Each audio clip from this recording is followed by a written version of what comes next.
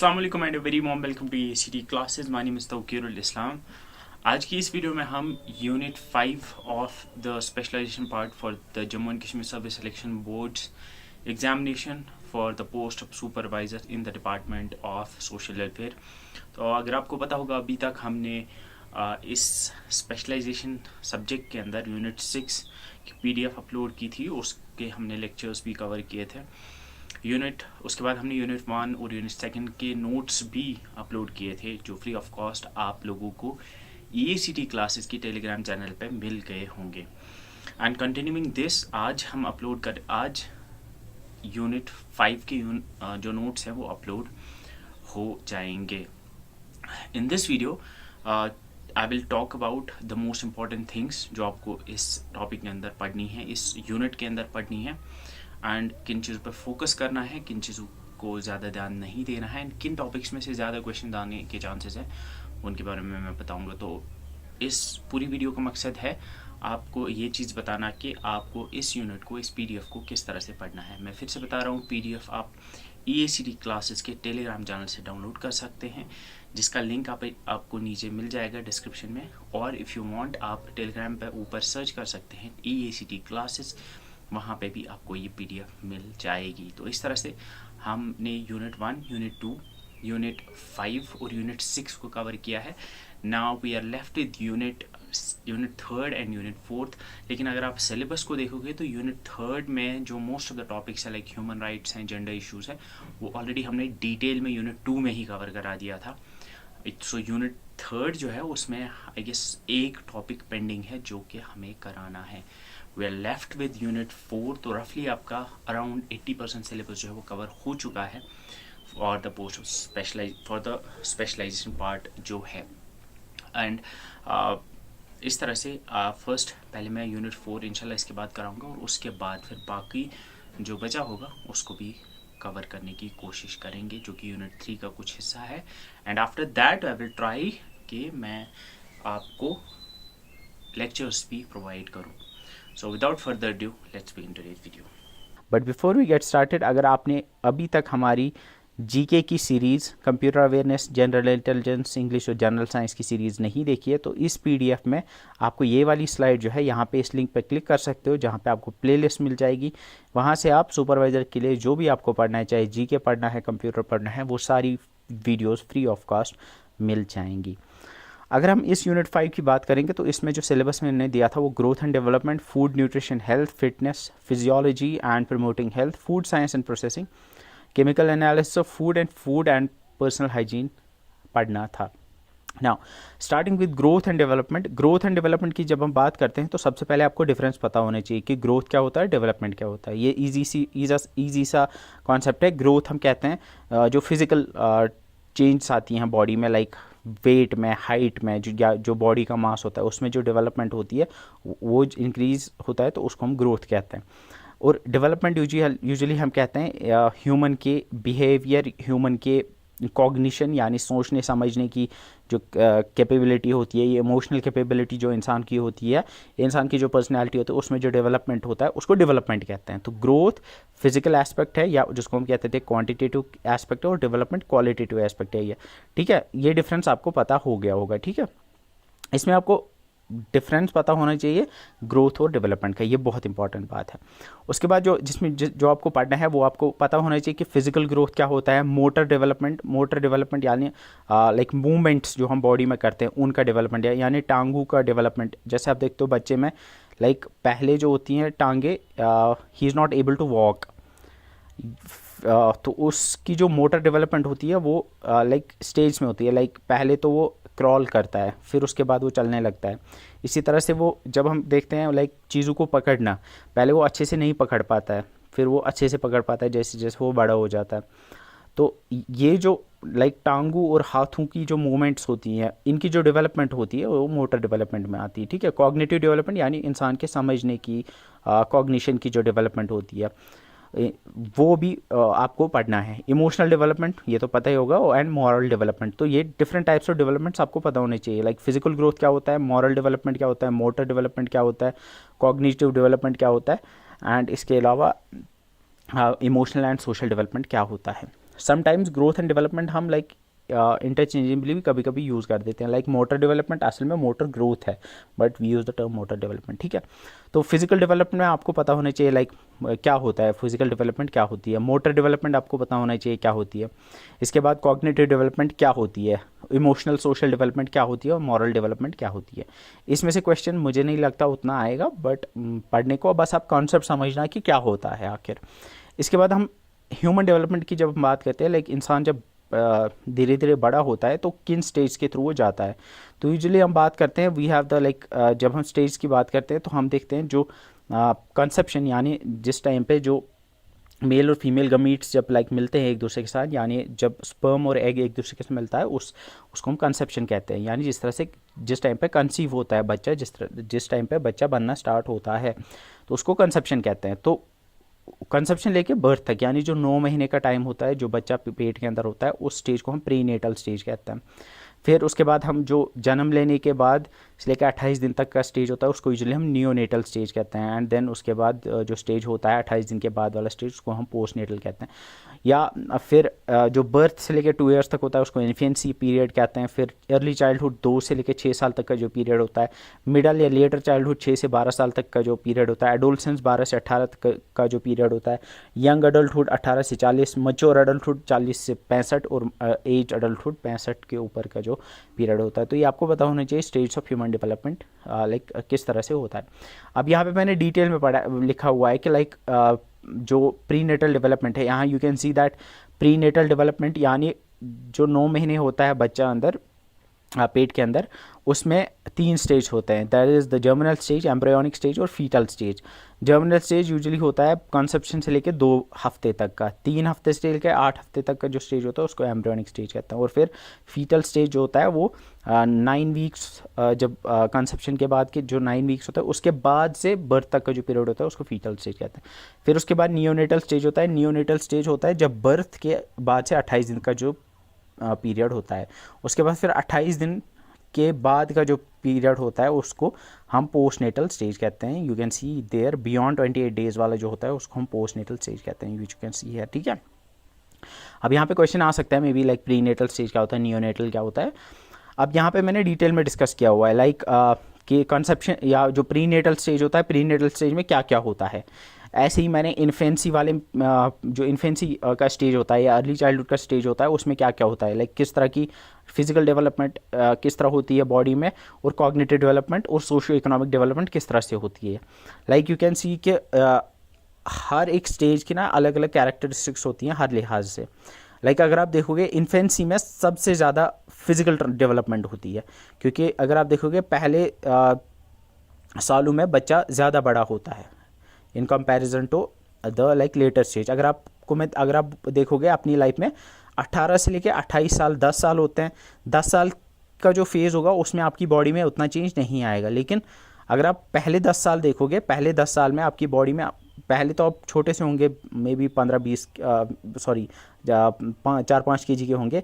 10 साल के जब आप होंगे मे बी आप 40 kg के होंगे तब। तो इतना ज़्यादा फिजिकल ट्रांसफॉर्मेशन या ज़्यादा फिजिकल डेवलपमेंट इन्फेंसी में होती है इन कंपैरिजन टू बाकी स्टेज। इसी तरह से कॉग्निटिव डेवलपमेंट की हम बात करते हैं तो हम देखते हैं कि लाइक इन्फेंसी या अर्ली चाइल्डहुड में जो कॉग्निटिव डेवलपमेंट होती है वो अलग तरीके से होती है इन कंपैरिजन टू बाकी, क्योंकि इसमें बच्चा सीख रहा होता है लाइक उसको पता नहीं होती है चीज़ें, ही जस्ट एक्सपीरियंस थिंग्स, उसको पता नहीं है लाइक कि किस चीज़ से मुझे हार्म हो सकता है किससे नहीं हो सकता है in comparison to the other stage. इसी तरह से सोशियो इमोशनल डेवलपमेंट भी डिफरेंट तरीके से होती है, ठीक है। तो हर स्टेज में अलग अलग तरीके से तीनों डेवलपमेंट्स होती हैं, B it physical, B it emotional, B it cognitive और बी इट इमोशनल, ये तीनों अलग अलग होती है। तो यहाँ पे मैंने डिटेल में दिया हुआ है कि मिडल चाइल्डहुड में ये डेवलपमेंट्स किस तरह की होती हैं, अडल्टहुड और एजिंग में किस तरह की होती हैं, ठीक है। और ये आपको इसमें अगर आप देखोगे उतना मुझे नहीं लगता क्वेश्चन पूछा जाएगा, बस आप समझना लेकिन कि क्या होता है। अगर आपको इस पे क्वेश्चन आएगा शायद आप खुद भी कर पाओगे, बिकॉज क्वेश्चन अगर आप समझोगे तो आपको समझ आएगा कि हाँ अडल्टहुड में ये चीज़ होती है, उसमें ये चीज़ होती है, ठीक है बस। लेकिन आप पढ़ लेना इसको, बिकॉज मे बी कहीं पे कोई चीज़ होगी जो पता नहीं होगी आपको। उसके बाद आपको पढ़ना है that is factors influencing the growth and development, यानी ग्रोथ एंड डेवलपमेंट पे किन किन फैक्टर्स से असर पड़ता है। उसमें हम देखते हैं या ग्रोथ एंड डेवलपमेंट किस पे डिपेंड करता है, यानी किस इंसान की ज़्यादा डेवलपमेंट या ज़्यादा ग्रोथ होगी, ये किस चीज़ पे डिपेंड करता है। ठीक है, ये डिपेंड करता है जेनेटिक फैक्टर्स पे। ऑब्वियसली जो हमारे जीन्स होते हैं वो डिटरमाइन करते हैं कि हम एक तो हमारी फिजिकल ग्रोथ कितनी होगी और दूसरा हमारा कॉग्निटिव डेवलपमेंट वो कितना होगा, क्योंकि हमारे जीन्स, किसी के जीन्स ऐसे होते हैं जो फॉर एग्जांपल कोई ऐसे पेरेंट्स से बना है, मतलब ऐसे उसके पेरेंट्स है जो फिजिकली बहुत स्ट्रांग है, स्ट्रांग बिल्ड है उनका, तो बच्चा भी है उसके ज़्यादा चांस है कि वो भी एक स्ट्रांग बिल्ड का लाइक पर्सन बनेगा। कोई है जो लाइक जिसके पेरेंट्स है फॉर एग्जांपल जो जिनकी कॉग्निशन कैपेबिलिटीज़ बहुत है, कॉग्निटिव कैपेबिलिटी बहुत है, यानी जो बहुत तेज़ है दिमाग से, तो there is a very good chance कि उनका जो बच्चा होगा वो भी दिमाग से तेज़ होगा, क्योंकि उनके जीन्स उसमें जाएंगे।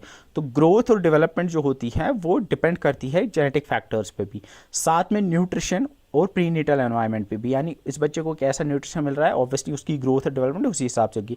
प्रीनेटल एनवायरनमेंट यानी प्रेगनेंसी के दौरान, या प्रीनेटल यानी कंसेप्शन से लेकर बर्थ का जो पीरियड है, जब वो पेट में होगा बच्चा, उसको कैसा इन्वायरमेंट मिलेगा उस पर भी डिपेंड करेगा कि इसकी ग्रोथ और डेवलपमेंट कैसी होगी। हार्मोन्स ऑब्वियसली उन पर भी डिपेंड करेगा। प्रीनेटल एनवायरनमेंट ये मैंने आपको बोला, फैमिली और उसका सोशियो इकोनॉमिक स्टेटस कैसा है उससे भी ऑब्वियसली ग्रोथ एंड डेवलपमेंट पर असर पड़ता है। फिजिकल हेल्थ और इलनेस उससे भी असर पड़ता है, सोशियो इकोनॉमिक फैक्टर से भी पड़ता है और इन्वायरमेंटल फैक्टर से भी पड़ता है। इसके अलावा economic factors, psychological and social factor से भी असर पड़ता है। ठीक है, सो ये आपको जो फैक्टर्स है ये आपको पता होने चाहिए। तो इस पे क्वेश्चन जब आप समझोगे ना कि आखिर ये फैक्टर है क्या, तो you would be able to answer the question. बस अगर आपको टर्म समझ आई, कल को अगर फॉर एग्जांपल आप पढ़ रहे हो कि साइकोलॉजिकल फैक्टर, तो अगर आपको पता है साइकोलॉजिकल फैक्टर का मतलब क्या है, तो you would be able to answer. तो as you can see here we have like different factors, इनको मैंने चार डिवाइड्स किया है, चार कैटेगरीज में, genetic factors, hormonal factors, psycho social, environmental factors. ये नहीं पूछा जाएगा like which of the following is a genetic factor, या मे बी अगर पूछा भी जाएगा it's a very basic thing जो आप आंसर कर पाओगे। ठीक है, सो यहाँ पे मैं ये चार्ट भी दिया हुआ है which you can C in this slide. उसके बाद हम देखते हैं कि हम किस तरह से एसेस कर पाएंगे। एसेस होता है मेजर करना, किस तरह से आप मेजर कर पाओगे ग्रोथ एंड डेवलपमेंट को, या किस तरह से आप क्वांटिफाई कर पाओगे ग्रोथ एंड डेवलपमेंट को। ठीक है, अगर मैं कशर पे वनो कित कन हेको वनित कि कित कन हेको मीनित या तूलित ग्रोथ डेवलपमेंट को हम किस तरह से नाप सकते हैं, मेजर कर सकते हैं। तो इसमें हम देखते हैं there are different ways. One is the physical assessment, second is the cognitive assessment, third is the socio emotional assessment, यानी फिजिकल मेजरमेंट्स को हम किस तरह से नाप सकते हैं। तो फिजिकल असेसमेंट हम यूजुअली उसकी हाइट, उसका वेट और उस बाकी चीज़ें जो हैं उनको मेजर करके कर सकते हैं। साथ में कॉग्निटिव असेसमेंट यानी मेंटल कैपेबिलिटीज़ को किस तरह से हम नाप सकते हैं, उसके लिए we have the intelligence testing होती है एक, और डेवलपमेंटल स्क्रीनिंग होती है। ये कुछ टेस्ट होते हैं, लाइक इंटेलिजेंस टेस्टिंग में हमारा होता है WISC और WAIS, ये दो तरह की स्केल्स होती हैं। साथ में इसके बाद सोशियो इमोशनल असेसमेंट, यानी सोशली या इमोशनली ये एक इंसान की डेवलपमेंट कैसे हुई है वो हम कैसे मेजर कर सकते हैं। उसके लिए एक अटैचमेंट असेसमेंट होता है और एक साइको सोशल फंक्शनिंग टेस्ट होता है, जिसमें अटैचमेंट असेसमेंट में हमारे पास एक होता है that's called strange situation procedure. ये एक प्रोसीजर होता है जिससे हम असेस कर सकते हैं, जिससे हम देख सकते हैं कि किसी में कितना social emotional assessment, social emotional development हुई है। तो यहाँ पे मैंने दिया हुआ है कि फिजिकल असेसमेंट हम कर सकते हैं using the anthropometric measurements and the tenor scale जो मेजर करती है द प्यूबर्टल डेवलपमेंट। साथ में कॉग्निटिव असेसमेंट के लिए we have the intelligence testing and the development screening, जिसमें अलग अलग स्केल्स दी हुई हैं। एंड सोशियो इमोशनल असेसमेंट के लिए we have the attachment assessment and the psycho social functioning. तो क्वेश्चन अगर आएगा तो question would be like for example which of the following is a way of assessing the socio emotional development. तो वहाँ आपको for example वो intelligence testing, developmental screening, anthropometric और साथ में लास्ट में देंगे अटैचमेंट असेसमेंट। तो you should know attachment assessment जो है ये एक सोशो इमोशनल असेसमेंट करने का एक तरीका है। ठीक है, आई होप ये चीज़ क्लियर है। इस पर क्वेश्चन इस तरह से बन सकता है। उसके बाद डेवलपमेंट के कुछ प्रिंसिपल्स होते हैं, like development is always continuous, like development continuous होती रहती है, ये सीक्वेंशियल है, यानी एक फेज़ के बाद दूसरा फेज़ आता है। लाइक ऐसा कभी नहीं होगा कि लाइक अगर हम डेवलपमेंट की बात करेंगे तो हर एक phase is followed by a certain phase, ठीक है। उसके बाद we have the generality to the specificity, we have the differentiality. ये चार हमारे जो होते हैं प्रिंसिपल्स होते हैं डेवलपमेंट के, इनको आपको समझना है। कॉन्टिन्यूटी क्या होता है, सीक्वेंशियलिटी क्या होता है, जनरलिटी टू स्पेसिफिसिटी क्या होता है, ठीक है। इसके बाद आपको थियरीज पढ़नी है जो स्पेसिफिकली मेंशन नहीं है, बट इसमें से क्वेश्चन आ सकता है। जब हम कॉग्निटिव डेवलपमेंट की बात करते हैं तो एक थियरी है गिवन बाय द जॉन पियाजे। ये इनकी एक थियरी है जिसका नाम है Piaget's theory of cognitive development. तो इन्होंने बताया है कि जो कॉग्निटिव डेवलपमेंट होती है, इंसान की जो कॉग्निशन या सोचने समझने की जो डेवलपमेंट होती है, दिमाग की डेवलपमेंट, अगर मैं सिंपल टर्म्स में कहूँ, वो यूजुअली 4 स्टेज में होती है। पहले स्टेज को हम कहते हैं सेंसरी मोटर स्टेज, जो बर्थ से लेकर 2 साल का होता है। फिर होता है प्री ऑपरेशनल स्टेज, फिर होता है कॉन्क्रीट ऑपरेशनल स्टेज, और फिर होता है फॉर्मल ऑपरेशनल स्टेज जो 12 से लेकर 12 साल के ऊपर का होता है। तो इसमें इसने 4 स्टेज दिए हुए थे। तो वो क्वेश्चन अगर पूछ सकते हैं कल को, क्वेश्चन इस तरह का आ सकता है कि like the pre operational stage given by the Piaget's theory of cognitive development is from, कब से कब तक होता है, तो यू शुड नो कि pre operational is from 2 to 7 years. तो ये आपको पता होना चाहिए। इसके बाद एरिक्सन की थियरी है साइको सोशल डेवलपमेंट थियरी। इसने, ये हमने ऑलरेडी शायद पढ़ी हुई है, आई गेस यूनिट 2 में भी मैंने ये कराई हुई थी। तो इसने 8 स्टेज थे। फॉर एग्जाम्पल इसने दिया था ट्रस्ट वर्सेस मिसट्रस्ट वाला, जो इन्फेंसी का पहले 1 साल का पीरियड होता है। फिर अर्ली चाइल्डहुड 1 से लेकर 3 साल का जो होता है, autonomy versus shame and doubt. फिर इसके बाद जो फेज होता है 3 to 6 ईयर का, इसने उसको कहा इनिशिएटिव वर्सेस गिल्ट, या प्री स्कूल वाला जो फेज होता है। एडोलसेंस वाले फेज को इसने कहा आइडेंटिटी वर्सेस रोल कन्फ्यूजन, 12 से 18 साल का जो पीरियड। तो you should know this all this stage. तो ये 2 थियरीज है जॉन पियाजे की कॉग्निटिव डेवलपमेंट थियरी। तो क्वेश्चन इस तरह का भी आ सकता है कि the cognitive development theory was proposed by, और the psycho social development theory was proposed by. इसके बाद we have the Vygotsky socio cultural theory. Vygotsky की जो सोशल कल्चर थियरी है उसमें 2 कॉन्सेप्ट्स होते हैं। एक होता है zone of proximal development and second is the scaffolding. तो स्कैफोल्डिंग क्या होता है, जोन ऑफ ZPD ये क्या होता है, ये आपको पता होना चाहिए। मैंने बस मेन चीज़ें जो हैं इन थियरीज़ की वो मैंने यहाँ पे ऐड की हुई थी। इसके अलावा भी कुछ थियरीज है, like we have the Bronfenbrenner's ecological system theory, we have the Freud psychosexual development theory जो ऑलरेडी मैंने पढ़ाई हुई थी, अटैचमेंट थियरी जो जॉन बॉल्बी ने दी थी, और मैस्लो की हायरार्की ऑफ नीड्स वाली थियरी। तो यहाँ अगर क्वेश्चन इनमें से आएगा तो मे बी आप बस इतना याद रखना, लाइक हायरार्की ऑफ नीड्स वाली थियरी जो थी वो मैस्लो ने दी थी। इसी तरह से जो अटैचमेंट थियरी थी वो जॉन बॉल्बी ने दी थी। तो ये आपको पता होनी चाहिए। साइकोसेक्सुअल डेवलपमेंट थियरी ये फ्रॉइड ने दी थी। तो ये आपको पता होना चाहिए। आगे सिगमंड फ्रॉइड है, ठीक है। तो इस तरह से अगर मैं डेवलपमेंट, ग्रोथ एंड डेवलपमेंट की बात करूँ तो ग्रोथ एंड डेवलपमेंट में जो इंपॉर्टेंट चीज़ है, ग्रोथ एंड डेवलपमेंट का डिफरेंस आपको पता होना चाहिए, डिफरेंट स्टेज आपको पता होने चाहिए, एंड साथ में आपको जो थियरीज मैंने बोली वो आपको पता होनी चाहिए, ठीक है। असेसमेंट भी मैंने बोला वो भी आप पढ़ सकते हो। उसके बाद फूड, न्यूट्रिशन और हेल्थ है जो आपका नेक्स्ट। अब फूड में आपको जो इंपॉर्टेंट चीज़ें हैं जो फूड में आपको पता होनी चाहिए, वो ये पहले तो आपको पता होना चाहिए कि लाइक फूड में न्यूट्रिएंट्स जो होते हैं उनमें मैक्रो न्यूट्रिएंट्स क्या होते हैं और माइक्रो न्यूट्रिएंट्स क्या होते हैं। तो जब हम कंपोनेंट्स ऑफ फूड पढ़ते हैं तो इसी मैक्रो न्यूट्रिएंट्स होते हैं, मैक्रोन्यूट्रिएंट्स वो वाले न्यूट्रिएंट्स होते हैं जो कि लार्ज क्वांटिटीज़ में होते हैं फूड में और हमें चाहिए भी होते हैं, like carbohydrates, proteins, fats, oils, ये we need them in large quantities. So इसलिए इनको मैक्रोन्यूट्रिएंट्स कहते हैं। मैक्रो बड़ा होता है, ठीक है। Then we are the micronutrients. Micronutrients वो वाले न्यूट्रिएंट्स होते हैं जो कम क्वांटिटी में होते हैं फूड में और हमें कम ही ज़रूरत होती है, लाइक वाइटामिन्स, मिनरल्स। मिनरल्स में we have like different minerals, like there is iron है, कैल्शियम है, जिंक है, इस तरह के फॉस्फोरस वगैरह बहुत सारे मिनरल्स हैं जिनकी हमें ज़रूरत होती है। तो आपको पता होना चाहिए कि मैक्रोन्यूट्रिएंट माइक्रोन्यूट्रिएंट में डिफरेंस क्या होता है। अब जब हम कार्बोहाइड्रेट्स की बात करते हैं तो यहाँ मैंने डिटेल में कार्बोहाइड्रेट्स को पढ़ा हुआ है। लाइक कार्बोहाइड्रेट्स में मैंने आपको पढ़ा हुआ है कार्बोहाइड्रेट्स की फंक्शन क्या होती है, कार्बोहाइड्रेट्स के सोर्सेज क्या होते हैं और कंजप्शन कितनी चाहिए होती है, या हमें रिकमेंडेड कंजप्शन है, लाइक हमारे फूड का कितना हिस्सा होना चाहिए कार्बोहाइड्रेट, ये आपको यहाँ दिया हुआ है।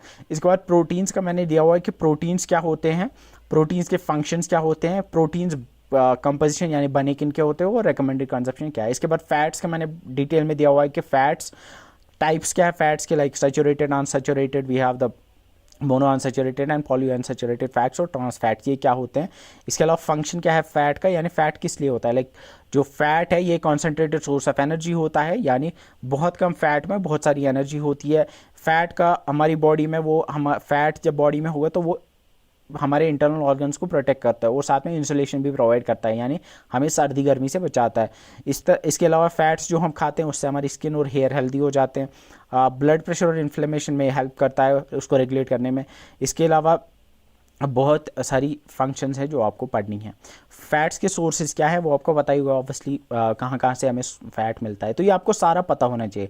उसके बाद हमारे माइक्रोन्यूट्रिएंट्स है, माइक्रोन्यूट्रिएंट्स में हमारे वाइटामिन है, तो आपको पता होना चाहिए विटामिन ए को हम रेटिनॉल भी कहते हैं, विटामिन डी, विटामिन ई और विटामिन के, ये इसमें हम दो टाइप्स पढ़ते हैं, फैट सॉल्युबल और वाटर सॉल्युबल। फैट सॉल्युबल में विद ADE के, और वाटर सॉल्युबल में we have vitamin B complex जिसमें 8 होते हैं, B1 B2 इस तरह के 8 होते हैं, और विटामिन सी ये वाटर सॉल्युबल होते हैं।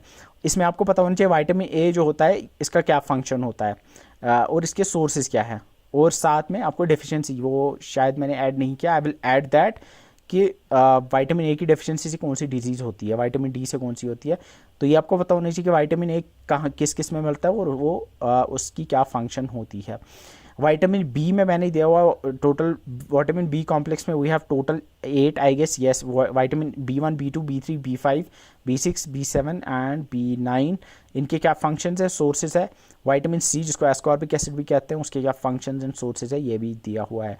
माइक्रोन्यूट्रिएंट्स की जब हम बात करते हैं तो टोटल हमारे पास लगभग 19 मिनरल्स हैं, जिसमें मेन जो है दैट इज़ कैल्शियम। कैल्शियम क्या होता है, इसके क्या फंक्शन होते हैं।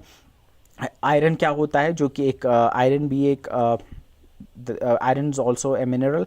इसके अलावा मिनरल आयोडीन भी है, तो ये आपको यहाँ पे दिया हुआ है, तो ये डिटेल में पढ़ना है आपको कि ना इनके सोर्सेज क्या है, इनके फंक्शंस क्या है, ये आपको पता होना चाहिए। बैलेंस डाइट आपको पता होगा ऑलरेडी, आई नो अबाउट, ये सब तो आपको पता होगा। इसके बाद न्यूट्रिशनल नीड्स मुझे नहीं लगता उतना इंपॉर्टेंट है, यू कैन लीव दिस के लाइक डिफरेंट स्टेज पे आपको कितनी न्यूट्रिशनल नीड की ज़रूरत होती है। इसके बाद फूड पिरामिड क्या होता है ये यहाँ पे दिया हुआ है। Food pyramid looks like this, ये एक ग्राफिकल रिप्रेजेंटेशन है, दिस इज़ नॉट उतना इंपॉर्टेंट। हेल्थ एंड फिटनेस में आपको जो चीज़ मेरे हिसाब से अगर यहाँ आप देखोगे तो आपको पता होना चाहिए कि एरोबिक एक्टिविटी क्या होता है, रेजिस्टेंस ट्रेनिंग क्या होती है, फ्लेक्सिबिलिटी एक्सरसाइज क्या होता है। इसके अलावा 5 कंपोनेंट्स ऑफ फिजिकल फिटनेस, जिसमें cardio respiratory endurance, muscular strength, muscular endurance, flexibility, body composition, ये आपको पता होना चाहिए। इसके अलावा एक्सरसाइज के प्रिंसिपल्स में हमारे पास होता है प्रोवर्ब्स या PROVRBS। प्रोग्रेशन क्या होता है, रेगुलरिटी, ओवरलोड, वैरायटी, रिकवरी, ये कुछ नहीं है। अगर आपको ओवरलोड का मतलब पता है तो आपको समझ आएगा ओवरलोड ऑफ एक्सरसाइज क्या होता है या ओवरलोड इन एक्सरसाइज क्या होता है, प्रोग्रेशन इन एक्सरसाइज क्या होता है। ये बेसिक सी चीज़ें हैं, ये लिटरल मीनिंग है सबकी। इसके बाद physiology and promoting health. Physiology में मैंने यहाँ पे दिया हुआ है, सबसे पहले आपको ह्यूमन फिजियोलॉजी के बारे में दिया हुआ है। लाइक फिजियोलॉजी में हम देखते हैं, ह्यूमन फिजियोलॉजी में डिफरेंट जो हम देखते हैं, nervous system, endocrine system, cardiovascular, respiratory, digestive, urinary system, इस तरह के आपको सारे यहाँ पे डिटेल में दिए हुए हैं। आपको पढ़ना है इसमें नर्वस सिस्टम के बारे में, कार्डियोवैस्कुलर सिस्टम के बारे में, बस ऊपर से पढ़ना है, यानी कौन कौन से, लाइक यू कैन सी इस वाले ग्राफिक में आपको दिखेगा कि कार्डियोवैस्कुलर सिस्टम में हार्ट और ब्लड वेसल्स आते हैं, रेस्पिरेटरी सिस्टम में लंग्स और एयरवेज आते हैं। तो आपको पता होना चाहिए विच ऑफ द फॉलोइंग, लाइक कौन कौन से ऑर्गन्स किस सिस्टम का पार्ट है, you should know about these things, ठीक है। इसके बाद हम प्रमोटिंग हेल्थ, ये उतना इंपॉर्टेंट नहीं है, इसमें मुझे नहीं लगता है कि आपको क्वेश्चन आएगा। इसके बाद फूड साइंस और प्रोसेसिंग, इसमें क्वेश्चन आ सकता है, और जो केमिकल एनालिसिस है उसमें भी क्वेश्चन आएगा। फूड साइंस में आपको जो चीज़ पता होनी चाहिए वो है कि कंपोजिशन ऑफ फूड, वो ऑलरेडी पहले भी कवर हुआ है, लाइक प्रोटीन्स क्या होते हैं, वाइटामिन्स क्या होते हैं, ये उसमें भी दिए हुए हैं। लेकिन यहाँ पे जो इंपॉर्टेंट है वो है फूड प्रोसेसिंग में, दैट इज़ फूड प्रोसेसिंग, जिसको हम डिटेल में यहाँ आप देखोगे फूड प्रोसेसिंग किस तरह से होती है। तो there are different ways of, like food processing में क्या क्या होता है वो आपको डिटेल में पढ़ना है। लाइक फूड प्रोसेसिंग में जो इंपॉर्टेंट चीज़ें हैं, आपको थर्मल प्रोसेसिंग पता होना चाहिए, उसमें we are the cooking, blanching, canning, pasteurisation और कमर्शियल स्टाइलाइजेशन, ये आपको पता होना चाहिए। डिहाइड्रेशन क्या होता है, इसके अलावा प्रिजर्वेशन बाय कॉन्सेंट्रेशन, फर्मेंटेशन और इरेडिएशन, ये क्या होता है ये आपको पता होना चाहिए। यानी फूड प्रोसेसिंग किस तरह से हम करते हैं ये आपको डिटेल में पता होनी चाहिए। यहाँ पे आपको ये पता होना चाहिए कि पास्चराइजेशन क्या होता है, कैनिंग क्या होता है, ये थर्मल प्रोसेसिंग में आता है। कैनिंग में मैंने डिटेल में पढ़ाया हुआ है, यहाँ पे पास्चराइजेशन डिटेल में दिया हुआ है। हाइड्रेशन क्या होता है, सॉरी डिहाइड्रेशन क्या होता है, ये डिटेल में पढ़ाया हुआ है। इसके अलावा मैंने नीचे आप देखोगे प्रिजर्वेशन बाय कॉन्सेंट्रेशन ये भी दिया हुआ है, फर्मेंटेशन भी दिया हुआ है, और साथ में इरेडिएशन ये भी दिया हुआ है, और साथ में कोल्ड प्रिजर्वेशन एंड रेफ्रिजरेशन ये भी दिया हुआ है। तो these are the processing methods, हम फूड को किस तरह से प्रोसेस करते हैं, ठीक है। इसके बाद है फूड प्रिजर्वेशन, यानी फूड को हम किस तरह से बचा सकते हैं। तो there are ways like dehydration एक तरीका है, सॉल्टिंग है, शुगर ऐड करना एक तरीका है, पास्चराइजेशन, यूएचटी यानी अल्ट्रा हाई टेम्परेचर, इस प्रोसेस से भी हम फूड को बचा सकते हैं।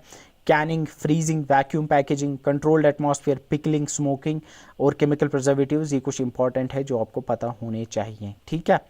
इसके अलावा फूड एडिटिव्स में आपको पता होना चाहिए कि एंटीऑक्सीडेंट्स क्या होते हैं, आर्टिफिशियल स्वीटनर्स, इमल्सिफायर्स क्या होते हैं। इसके अलावा आपको पता होना चाहिए फोमिंग एजेंट्स क्या होते हैं, प्रिजर्वेटिव्स क्या होते हैं, थिकनर्स क्या होते हैं, स्टेबलाइजर्स क्या होते हैं, ग्लेजिंग एजेंट्स क्या होते हैं, जेलिंग एजेंट्स क्या होते हैं, रेजिंग एजेंट्स क्या होते हैं और प्रोपेलेंट्स क्या होते हैं। तो यू शुड नो, ये नाम से ही पता जाएगा। लाइक जो ग्लेजिंग एजेंट है, ग्लेजिंग एजेंट फूड की अपीयरेंस को बेटर बनाता है। इसी तरह से प्रिजर्वेटिव जो होता है ये बचाता है, ये माइक्रोबियल ग्रोथ को कम करता है, उससे जो फूड है वो स्पॉइल नहीं होता है। इसके बाद मैंने कुछ चीज़ें दी हुई, लाइक यहाँ पे national mission on food processing, इसमें बताया 2012 में जो है बनाया गया था। इसके अलावा पीएम किसान योजना एक थी, पीएम किसान संपदा योजना थी, 2017 में लाई गई थी। इसके अलावा फसाई के बारे में, यानी ये food safety and standards authority of India, ये 2006 में एक्ट पास हुआ था। ये ministry of health and family welfare के अंडर आता है। फसाई ये किन किन इसकी क्या क्या फंक्शन एंड रिस्पॉन्सिबिलिटीज़ है, ये यहाँ पे दिया हुआ है। ऑपरेशन ग्रीन्स के बारे में थोड़ा दिया हुआ है।